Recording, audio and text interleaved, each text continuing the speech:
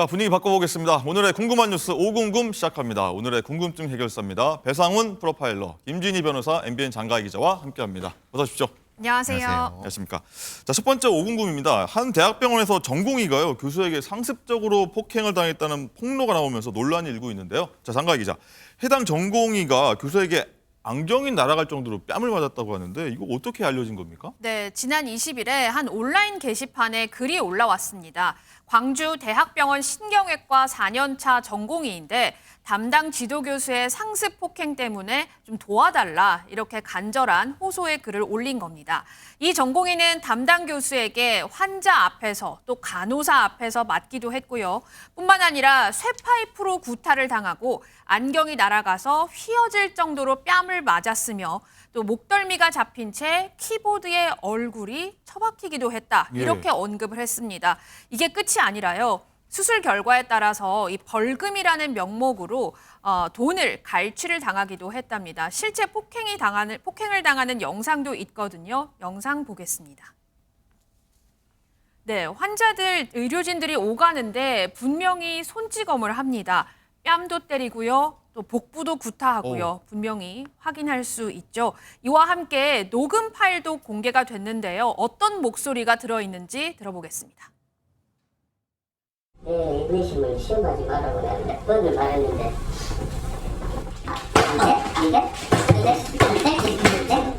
이게 한 대라도 안 맞습니다. 그 어렵냐고 혼자 몇 명이나 된다고 1년 차도 또 하는 거야. 그거 어렵냐고 그거 어려워? 몇 명 된다고 몇 명 된다고. 저기가 대학병원인지 어딘지 좀 분간이 안 갈 정도인데 교수님, 이 영상하고 녹취록만 보면요, 이거 한두 번 있었던 일이 아닌 것 같아요. 예, 그렇습니다. 고기술 전문직의 폭력의 에스컬레이션 현상이라는 연구 결과가 있습니다. 그런 용어가 있습니까? 예, 그건 실제로 있습니다. 그리고 매우 이제 퇴행적으로 폭력을 행사합니다. 직접 손을 행사하거나 아니면 몸에 이제 그 감각이 느껴질 수 있는 방식으로 전달합니다. 그리고 피해자의 어떤 반응 유형에 따라 더 폭력의 에스컬레이션이 높아진 형태이기 때문에 저 기간은 상습적으로 오랫동안 유지했을 가능성이 대부분의 경우가 많습니다. 그리고 그것은 권위 유형이 많습니다. 권위 유형이라는 것은 다른 사람이 보면서 권위를 느끼게끔 하는. 그래서 이제 환자들 앞에서도 저런 행동을 하는 겁니다. 나쁜 행동인데도 권위를 스스로 느끼려고 저런 행동하는 경우가 많습니다. 아까 그 용어 무슨 용어라고요? 고기술 전문직의 폭력의 에스컬레이션. 예. 그런 게 폭력의 있습니까? 상승작용이라고. 예. 그렇군요. 김진희 변호사님, 일단은 제자가 교수한테 이제 만행을 폭로하기가 사실 쉽지 않을 거 아닙니까? 위계 질서도 있는 의료계고요. 그쵸. 어떻게 했을까요? 그러니까 정말 이제 이런 얘기 꺼내기가 쉽지 않았을 것 같아요. 단지 이제 현장이라던가 아니면 분위기상으로도 그렇고요. 현실적으로도 그렇고. 그런데도 불구하고 지금 이런 얘기를 했습니다. 그래서 이에 대해서 지금 이제 피해자인 이 전공의 A 씨는 굉장히 이제 두려웠다고 합니다. 처음에는. 왜냐면 이제 본인은 전공이고 여기는 지도라는 이제 교수 입장이었기 때문에 굉장히 두려움이 컸기 때문에 처음에는 그냥 나만 참고 넘기면 된다. 하루만 버티면 된다. 이런 생각으로 그냥 참아왔다고 합니다. 조용히.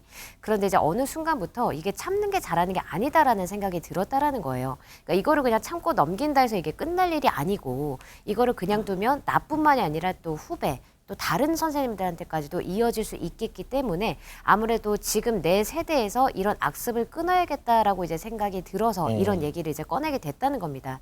그러니까 사실 우리가 그냥 뉴스로 보면 그랬나 보다 이렇게 생각을 하지만 당사자는 사실 얼마나 긴 기간 동안 힘들었겠습니까? 그렇죠. 사실 짐작하기도 어려운 그런 정도인데 그럼에도 불구하고 어쨌든 이런 악습을 끊어야 되겠다라는 그런 생각 때문에 이런 두려움을 이겨내고 용기를 낸 것으로 보입니다.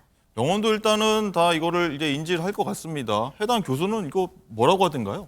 일단 병원에서는 이 사실을 인지를 하고 나서 이 지금 해당 교수로부터 지금 이 피해인 피해를 입은 이 전공의한테 접촉하는 것 자체를 일단 금지를 한 상태입니다. 그리고 나서 이미 예약된 외래 진료라든가 수술까지는 이제 하도록 했었는데 오늘 이제 그런 임시 조치를 조금 더 강화를 해서 징계 결과가 나올 때까지는 예약이 됐던 외래라든가 이런 거 다 포함을 해서 일체의 진료에 이제 할 수 없게끔 그렇게 배제 조치를 했다고 하고요. 조치를 취한 거네요. 네네, 조치를 이제 취해서 의료행위 자체는 지금은 불가능한 상황입니다만은 지금 뭐 대학 교수에 대해서 이렇게 한 그 교수 역시도 지금 뭔가 계속 해명을 하고는 있습니다. 그러니까 본인은 생명을 다루는 그런 예민한 상황에서 흥분했기 때문에 이런 행동을 했다라고 이제 해명을 하면서도 사과의 마음을 전하고 싶다라고 이야기를 하기도 했다고 합니다. 예, 배 교수님, 일단은 의사라는 게 우리 사회에서 갖는 지위도 있고요. 뭐 생명을 다루는 일만큼 좀 엄숙하고 진지한 건 맞는데 뭐 손찌검에 막 쇠파이프 이런 건 정당화될 수 없는 거잖아요. 네, 그렇습니다. 저도 이제 의료기사로서 공익대병원에서 근무를 한 적이 있었거든요.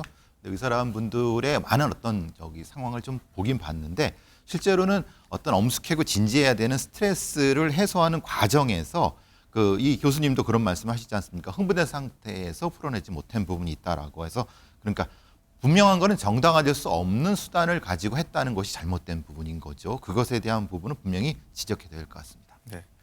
사람 살리고 치료하는 의대에서 이런 일이 벌어지다니 참 뭐 믿기지가 않고 이 전공의는 또 이 고통을 누구한테 치료받았을지 이것도 참 안타까운 일이.